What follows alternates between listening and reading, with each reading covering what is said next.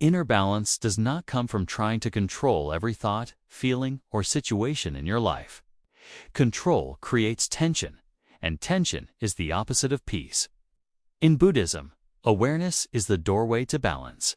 Awareness means you notice what is happening inside you without immediately reacting to it. You see your thoughts as thoughts, your emotions as emotions, and your sensations as sensations. You do not push them away, and you do not cling to them. You simply recognize them. When you live without awareness, your mind runs on autopilot. A single thought can pull you into hours of worry. A small emotion can shape your entire day. But when awareness is present, you create a pause between what happens and how you respond. That pause is powerful. It is where wisdom lives. It is where you choose calm instead of chaos, understanding instead of judgment, and presence instead of escape. Inner balance begins the moment you stop asking, "How do I fix myself?" and start asking, "What is actually happening in me?" Right now, you begin to listen instead of fight. You begin to see instead of suppress. And slowly, gently, balance grows not from force, but from clear and compassionate awareness of your own inner world.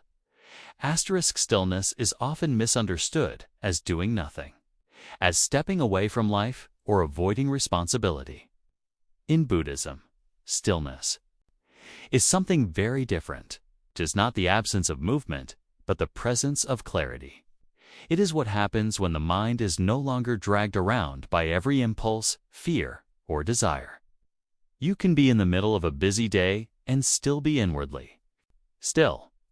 You can be walking, working, or speaking, and yet feel grounded and steady inside. When the mind is restless, everything feels urgent.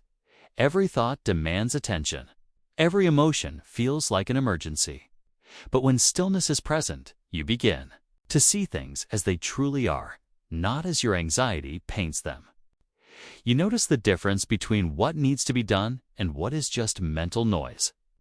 You stop reacting to life as if everything is a threat. Start responding with wisdom and care. This kind of stillness is not about escaping the world. It is about meeting the world with an open and settled heart. It allows you to move through challenges without being shaken at your core. In that way, stillness is not passivity. It is strength in motion, the quiet power of a mind that knows how to be present without being pulled apart by everything it encounters. Emotions feel very personal. When sadness comes, we say, "I am sad." When anger arises, we think, "I am angry." But in Buddhism, emotions are not who you are. They are experiences that pass through you. Like guests knocking at your door, they arrive, stay for a while, and then leave. The problem begins when you build your identity around them and start believing they define you. When you see emotions as visitors, you stop fighting them, and you also stop obeying them. You allow sadness to be there without letting it turn into hopelessness. You let anger be felt without letting it become cruelty. You notice fear without letting it decide your future. This does not make you cold or detached. It makes you wise and compassionate with yourself. Awareness gives you the ability to say, "This is anger," instead of, "This is me." That small shift changes everything. You create space between who you are and what you feel. In that space, you can care for your emotions instead of being ruled by them. You can ask what they need, what they are trying to show you, and when it is time to let them go. Inner balance grows when you welcome emotions as teachers, not masters. You listen to them with respect, but you do not give them the keys to your life. Many people believe peace comes from avoiding pain, avoiding change, or avoiding difficult emotions. But in Buddhism, true peace does not come from running away. It comes from understanding attachment. We suffer not because things change, but because we try to hold on to what is meant to move.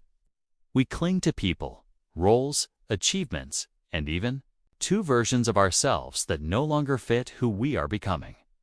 Non-attachment does not mean you stop loving or caring. It means you stop trying to possess, control, and freeze life in one shape. You learn to appreciate without gripping, to enjoy without needing, and to love without fear of loss ruling your heart. When you cling, every shift feels like a threat. When you let go, every shift becomes part of the natural flow of life. Avoidance makes you smaller. Non-attachment makes you free. You stop pushing away discomfort and start meeting it with understanding.